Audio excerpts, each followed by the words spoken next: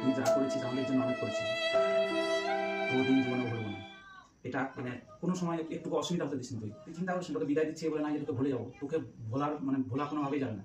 এখন হয়তো আপাতত তোকে মানে যেতে বলছি, এখন তোর হয়তো কোনো কাজ নাই, আবার তোকে দরকার পড়বে, তুই সবসময় আমাদের পাশে থাকবি। এই কদিনের জন্যই তোকে যেতে বলছি, কিছু করার নাই, এখন যেতে হবে। একটু আরাম নেই, খুব কষ্ট করলি, আবার তুই পরে আসবি। তোকে ফেয়ারওয়েল দিয়ে দিলাম, তার মানে এই নয় তোকে ভুলে যাবো। তোকে কোনোদিনই ভুলবো না, তোকে ভোলার মতো নয়। তুই কিছুদিনের জন্য যা, তুই একটু আরাম কর, কত কষ্ট করবি, কত কী করবি, এতদিন ধরে তো করলি, এতদিন ধরে তো করেই গেলি। একটু আরাম দে, আবার আসবি, আবার তোকে ডাকবো, আবার তোর প্রয়োজন পড়বে। কোনোদিনই ভুলবো না, তুই সারা জীবন আমাদের সঙ্গে থাকবি।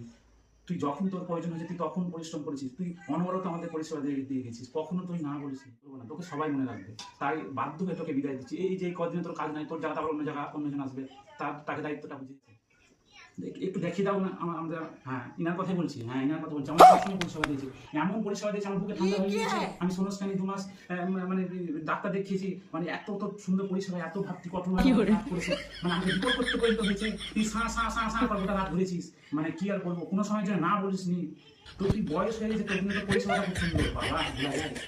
তাই ঠিক বলে আমি কদিনের জন্য যা তোর জায়গাটা আমি জন্য আসবো, আবার তুই আসবি, তো তোকে বিদায় দিলাম। এটা আগে করা উচিত ছিল, দেরি হয়ে গেল। ঠিক আছে, ভালো থাক, সুস্থ থাক।